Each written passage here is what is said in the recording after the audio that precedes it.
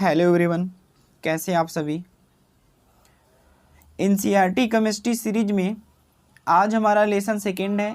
इसके पहले हमने एक लेसन देखा था जिसमें धातु अधातु पर चर्चा किया था। आज लेसन सेकेंड है रासायनिक अभिक्रियाओं पे। और इसके पहले जो लोग भी धातु अधातु का चैप्टर नहीं देखे उसको देख करके आए। आपको 100 MCQ मिलेगा और धातु अधातु से क्वेश्चन वहीं से आएंगे, उसके बाहर से नहीं आएंगे। ये मेरी विश्वास है, गारंटी है कि वहीं से क्वेश्चन आएंगे धातु अधातु के, और उसके बाहर से नहीं आएंगे। तो आप उस वीडियो को बड़े अच्छे से एंजॉय कर सकते हैं। और ये जो सीरीज हम चला रहे हैं ये एनसीईआरटी केमिस्ट्री की सीरीज है। अभी हम एनसीईआरटी फिजिक्स लेके आएंगे, एनसीईआरटी बायोलॉजी लेके आएंगे। जो भी रहेगा क्वेश्चन आप देखिए, अगर एएलपी टेक्नीशियन का पेपर अगर देखें आप, आरआरबी जेई का पेपर देखें, आरआरबी ग्रुप डी का देखें, तो सभी के सभी क्वेश्चन एनसीईआरटी से डिक्टो उठा करके रख दिए गए थे एग्जाम में।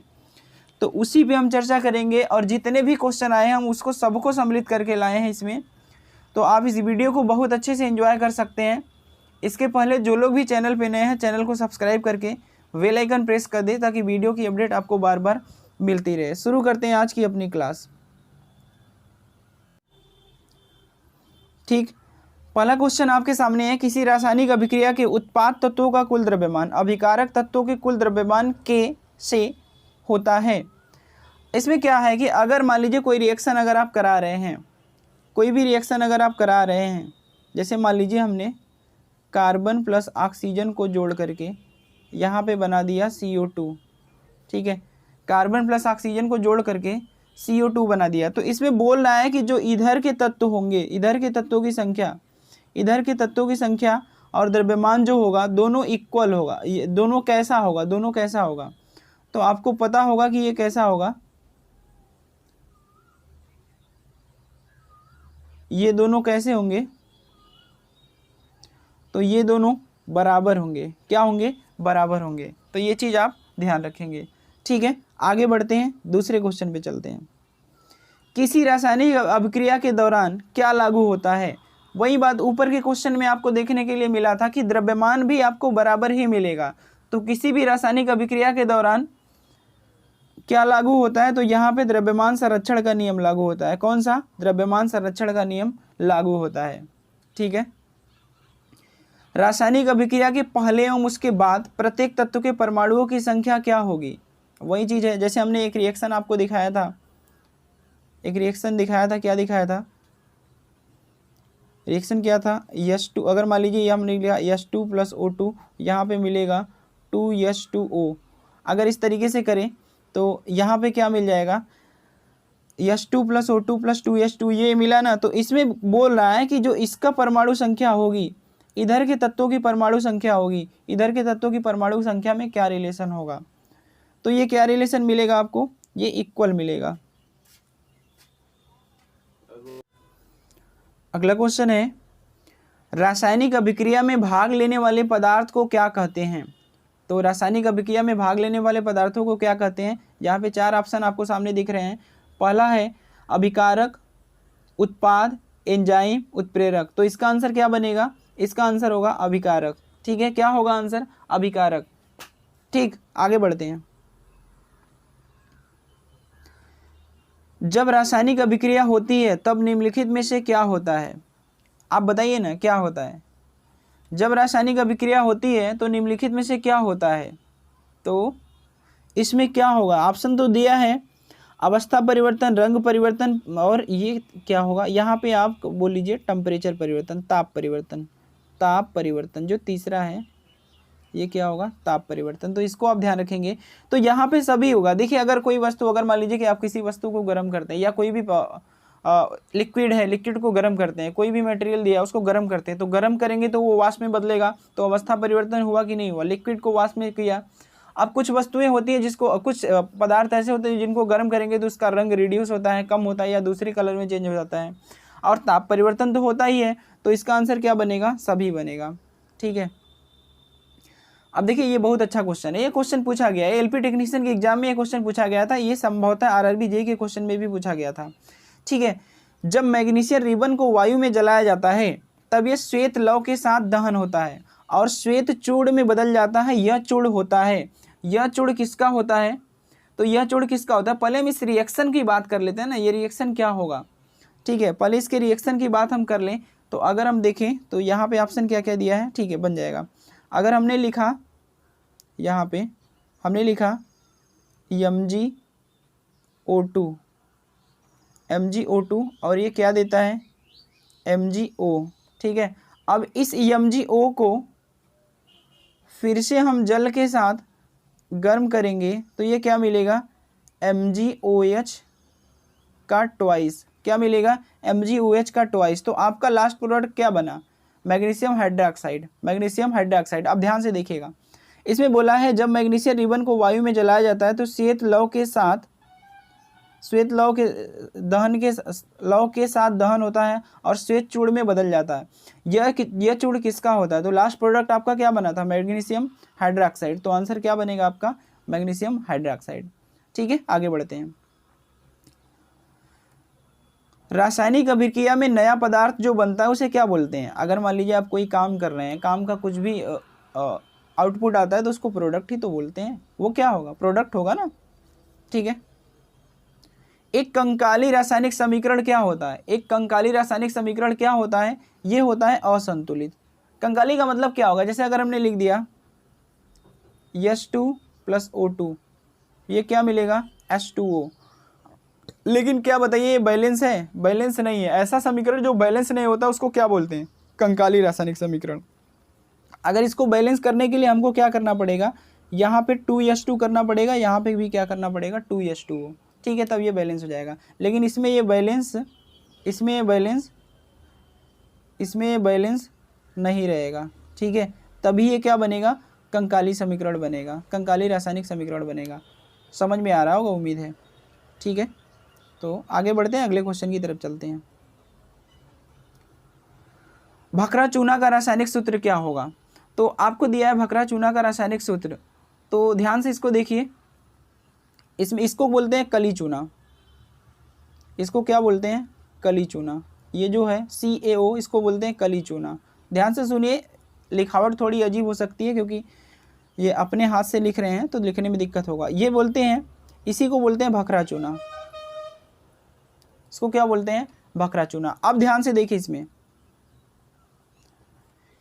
ये होता है, आपसे पूछा भखरा चूना का रासायनिक सूत्र, तो इसका आंसर क्या बन जाएगा, भखरा चूना। अब देखिए इसमें ध्यान से, जब होता है कि आपसे एक क्वेश्चन इसमें और भी पूछता है कि दीवारों पर लगाया जाता है कौन सा चूना, तो अब देखिए अगर आपको दीवारों पर चमक के लिए कौन सा चूना लगाया जाता है, तो अगर कली चूना दिया है और भखरा चूना दिया है, दोनों दिया है, अगर आपको ये भी दिया है, अगर आपको ये भी दिया है, ये भी दिया है, अगर आपको ये भी दिया है, ये भी दिया है, ये भी दिया है, दोनों अगर दिया है तो आप आंसर टिक करेंगे इसको।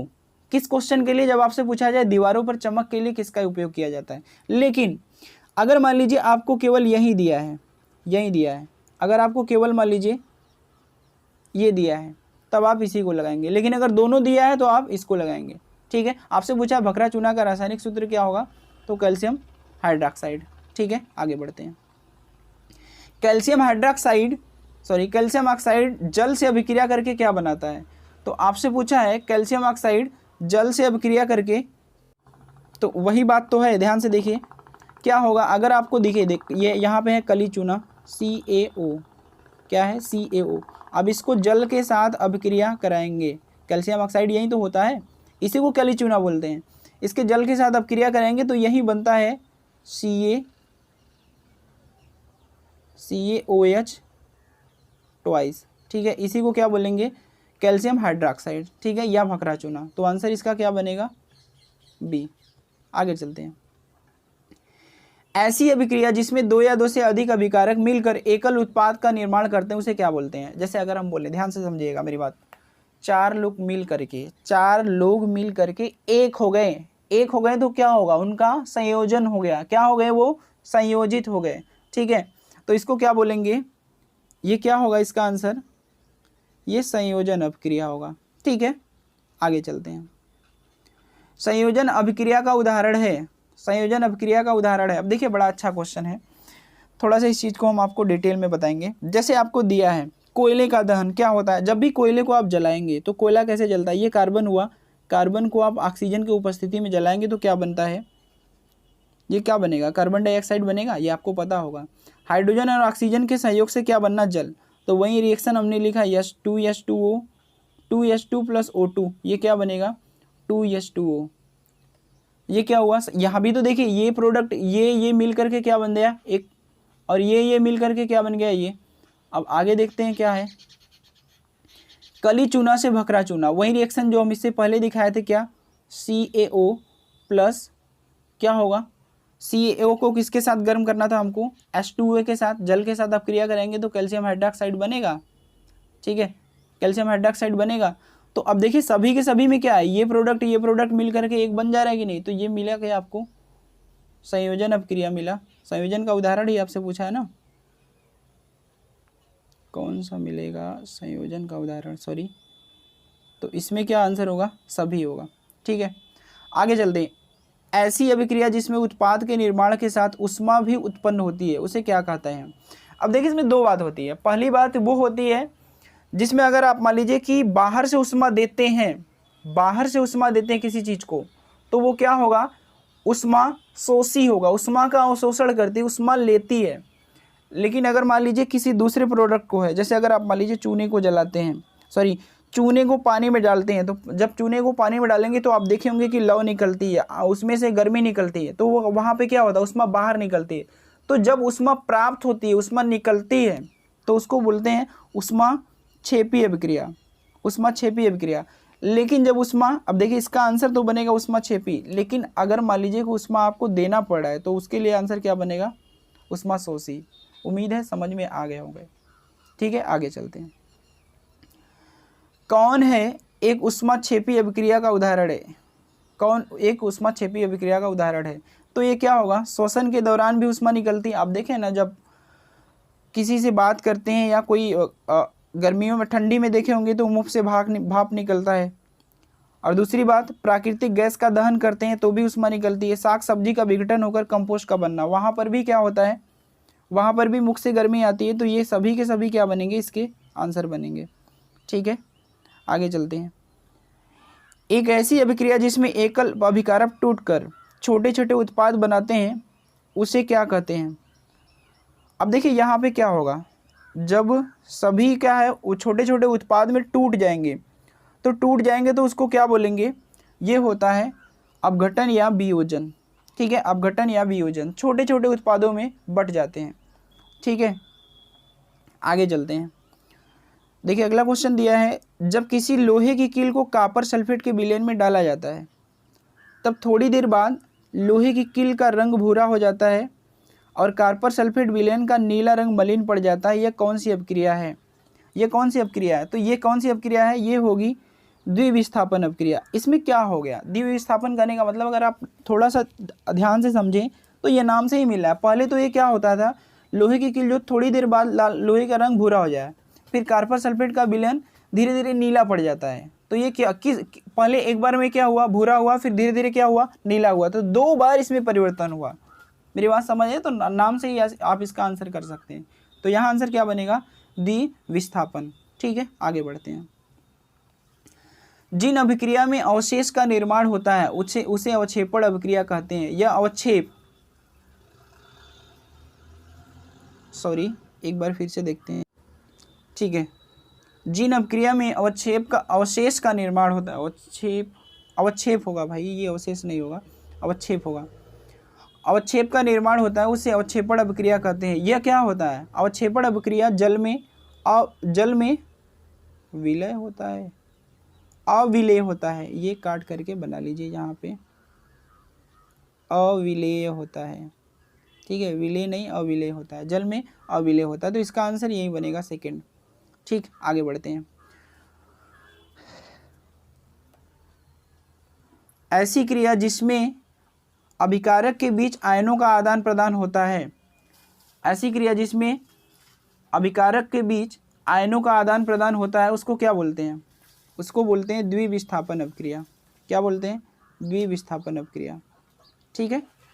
आगे चलते हैं, जब किसी पदार्थ का उपचयन होता है तब उस पदार्थ के या में, अब देखिए उपचयन होगा तो क्या होगा,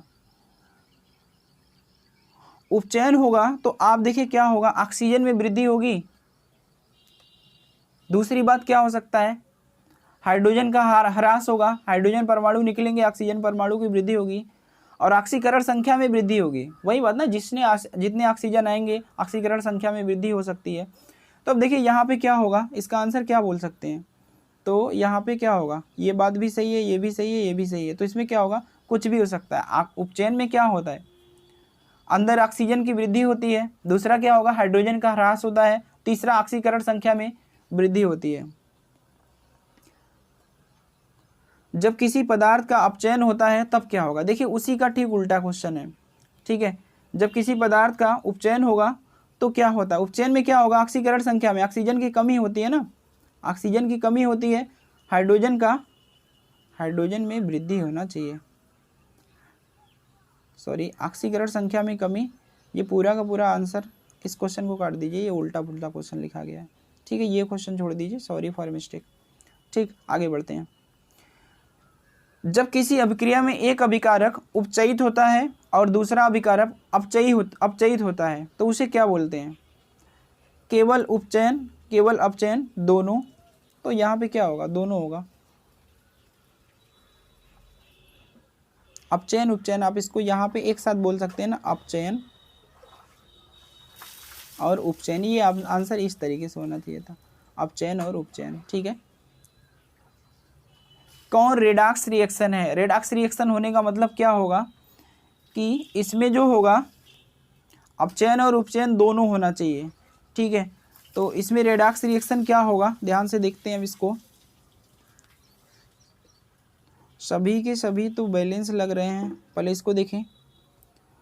यहाँ पे क्या मिला, ये कापर को अलग कर दिया, यहाँ पे क्या हुआ, जिंक को अलग कर दिया, और यहाँ पे क्या होगा, ये रिएक्शन पूरा लिखा नहीं गया यार, इधर मैग्नीज भी अलग होगा, ठीक है। तो इसका जिस हिसाब से बनाया गया है अलाब्दीज होगा, ठीक है। देखिए प्रिंटिंग या टाइपिंग मिस्टेक हो सकती है, लेकिन ध्यान से देखिए, यहाँ से हमने देखा ये कापर को विस्थापित कर दिया, ये जिंक को विस्थापित कर दिया। अब इसके अनुसार आप दो आंसर तो सही आ रहा है, तो तीसरा भी रिएक्शन लिखने में कुछ गलती है, तो इसका आंसर क्या बन सकता है, अलाब्दीज। यहाँ पे कंप्लेन न करिएगा, ठीक है, गलती हो सकती है मुझसे भी, तो ये चीज़ का आप ध्यान रखेंगे। जब कोई धातु अपने आसपास आम्ल अर्धता आदि के संपर्क में आती है तो यह संचारित हो जाती है, इसे क्या बोलते हैं, संचारित होगी तो संचारण बोलेंगे, और क्या बोलेंगे। कौन संचारण का उदाहरण नहीं है, संचारण का उदाहरण नहीं है, कौन संचारण का उदाहरण नहीं है, यही ना बोला है। तो अगर आप इसको देखें तो पहला ऑप्शन आपको दिया है संचारण के, हम इसको किस रूप में बोला है, जैसे आपको बोला है चांदी के ऊपर काली परत चढ़ना, तो किसकी परत चढ़ती है, सिल्वर सल्फाइड की। और दूसरा ऑप्शन अगर हम देखें तो तांबे के ऊपर हरी परत, तांबे के ऊपर हरी परत किसकी बनती है, कैल्शियम कार्बोनेट की। अच्छा इसकी बात करें, लाल लोहे के ऊपर भूरे रंग की परत का चढ़ना, तो ये कौन सा रंग होगा, लोहे के ऊपर भूरे रंग की परत चढ़ना, Fe2 फेरिक ऑक्साइड, ठीक है। तो यहाँ पे ये तीनों होंगे। तो आपसे पूछा क्या है, क्वेश्चन को फिर से देखते हैं, कौन सा उदाहरण नहीं है, तो ये तीनों उदाहरण है, तो इसका आंसर क्या बनेगा, कोई नहीं बनेगा, तीनों उदाहरण है। देखिए इसी बहाने आपको तीनों तैयार हो जाएंगे, ठीक है। तो इस चीज़ को आप ध्यान रखेंगे। वसायुक्त या तेली पदार्थ का उपचयन होने के बाद उसका स्वाद या गंध बदल जाता है, यह प्रक्रिया क्या होती है, तो यह प्रक्रिया होती है विकृत गंधिता, या इसी को बोलते हैं रेंसिडिटी। या देखिए रेंसिड मतलब होता है किसी चीज़ का सड़ना या खराब होना, ठीक है, रेंसिडिटी या विकृत गंधिता बोल सकते हैं, ठीक है। तो आप इसको अगर ये पता है तो आप उसका आंसर कर पाएंगे, ठीक है। तैली या वसा युक्त खाद्य पदार्थ का उपचयन रोकने के लिए, उपचयन ही था ना, यहाँ उपचार लिखा है भाई, इसको करेक्ट कर लीजिएगा। उपचयन रोकने के लिए रोकने वाले पदार्थ को, इसको उपचयन रोकने वाले पदार्थ को क्या बोलते हैं, प्रति ऑक्सीकारक, उसको ऑक्सीकृत होने से बचाता वही तो बोलेगा प्रति ऑक्सीकृत कारक, ठीक है। आगे चलते हैं। अच्छा, अगला क्वेश्चन दिया है, लौह चूड़ पर तनु HCl डालने पर, लौह चूड़ पर तनु HCl डालने पर क्या होता है। तो आपसे बोला है, तो इसको फिर से देखते हैं। लौह चूड़ पर तनु HCl डालने पर क्या होता है। तो अगर आप इसको देखें तो हाइड्रोजन और फेरिक क्लोराइड बनता है, ये बात सही है। क्लोरीन और फेरिक ऑक्साइड बनता है, कोई नहीं। तो इसको अगर हम देखें तो ये यही बनेगा, क्या बनेगा, यहाँ पे हाइड्रोजन और फेरिक क्लोराइड बनेगा। क्यों? क्योंकि अगर आप देखें लोहे के चूड़ पर अगर आप इस तरीके से अपक्रिया कराएं तो ये क्या मिलेगा, जैसे इसका रिएक्शन हम लिखने की कोशिश करें। जैसे हमने लिया Fe प्लस HCl और ये परमाणु किस रूप में है, ठीक है। अगर हम इसको बोल देते हैं 2HCl, इस तरीके से 2HCl, तो ये क्या देगा, FeCl2। देखिए दो क्लोरीन मेंटेन हो गया और इधर क्या हो जाएगा 2H2, ये इधर मिलेगा 2,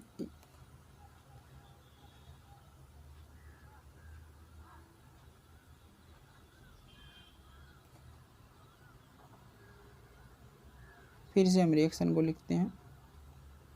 अगर आपको दिया है यहाँ पे,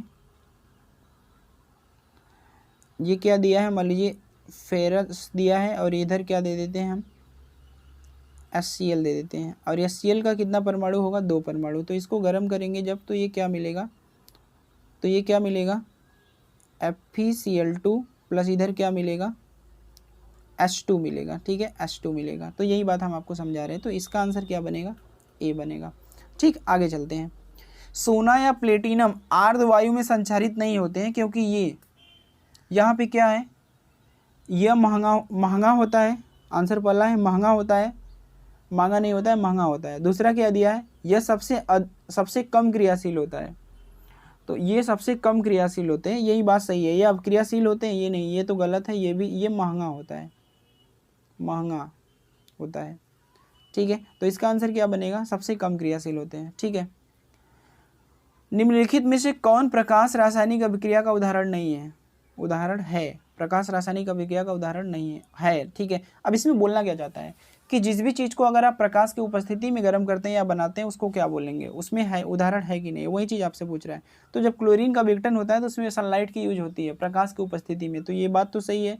इधर प्रकाश संश्लेषण ये भी सही है, हाइड्रोजन और क्लोरीन का संयोग ये भी सही है। तो इसका आंसर क्या बनेगा, इसका आंसर बनेगा कोई नहीं, ठीक है, डी आंसर बनेगा इसका। आगे बढ़ते हैं। अब इसमें दिया है लोहे की जंग लगना, लोहे का जंग लगना क्या होगा। इसमें क्या होता है, लोहे पर जंग लगता है तो संक्षारण होता है, लोहे पर जंग लगता है तो क्या होता है, संक्षारण होता है। और यहाँ पे 2 बार ऑक्सीकरण, बहुत ज़्यादा मिस्टेक हो गई है लिखने में, ये एक ही होगा। यहाँ पे संक्षारण और ऑक्सीकरण दोनों आंसर बना दीजिए, बी और सी, ठीक है। यहाँ पे कुछ और ऑप्शन होगा, तो यहाँ पे आप इसको बोल सकते हैं, या तो अपचयन बोल दें या अवकरण बोल दें, कोई भी। पहला आंसर को आप करेक्ट कर लीजिए, ठीक है। तो यहाँ पे क्या मिलेगा, बी और सी मिलेगा, ठीक है। नाइट्रोजन और हाइड्रोजन के सहयोग से अमोनिया बनना किसका उदाहरण है। नाइट्रोजन और ऑक्सीजन के सहयोग से, नाइट्रोजन और हाइड्रोजन के सहयोग से अमोनिया का बनना किसका उदाहरण है। तो ये किसका उदाहरण है, ये ऊष्माक्षेपी अपक्रिया का उदाहरण है। इसके दौरान ऊष्मा रिड्यूस होती है, निकलती है, ठीक है। ऑक्सीकरण, ऑक्सीकारक वह पदार्थ है जो दूसरे पदार्थ को ऑक्सीकरण कर दे, दूसरे पदार्थ का ऑक्सीकरण कर दे, यहाँ पे ऑक्सीकारक होगा। सॉरी, ये बहुत ज़्यादा मिस्टेक हो गया है, ऑक्सीकारक, ठीक है। जो दूसरे पदार्थ का, इसका बी आंसर बनेगा, जो दूसरे पदार्थ का ऑक्सीकरण कर दे। कौन ऑक्सीकारक और ऑक्सीकारक और अवकारक दोनों हो, अवकारक दोनों है, दोनों होता है, दोनों तरह है। तो इसमें क्या होगा, इसमें होते हैं हाइड्रोजन सल्फाइड, हाइड्रोजन पेरोक्साइड, जल, ठीक है, ये सभी के सभी क्या होते हैं, ऑक्सीकारक होते हैं। तो ये मेरे 35 क्वेश्चन थे, 33 क्वेश्चन हैं, ठीक है, 2 क्वेश्चन गलती से छूट गए हैं। तो इसी के साथ हम वीडियो को समाप्त करते हैं। और हो सकता है कि मुझे क्लास लेने में कहीं बोलना कुछ और था, लिखना कुछ और था, गलती से लिख दिए हों, तो उस चीज़ के लिए हम माफ़ी चाहेंगे। आप वीडियो को देखिएगा बड़े ध्यान से, कोई भी नेगेटिव बातें होंगी तो उसको कमेंट में बताइएगा। ऐसा नहीं है कि आप उसको ज़्यादा हाइपर होकर बताएंगे, क्योंकि गलती हो जाती है। और थोड़ा इस PDF में प्रिंटिंग की ज़्यादा दिक्कत है, तो उस बात से आप ज़्यादा टेंशन मत लीजिएगा। सभी चीज़ों को हम करेक्ट करके बता दिए आपको। तो वीडियो को पूरा देखिएगा, बड़े मस्ती में एंजॉय करिएगा, ठीक है। तब तक के लिए धन्यवाद।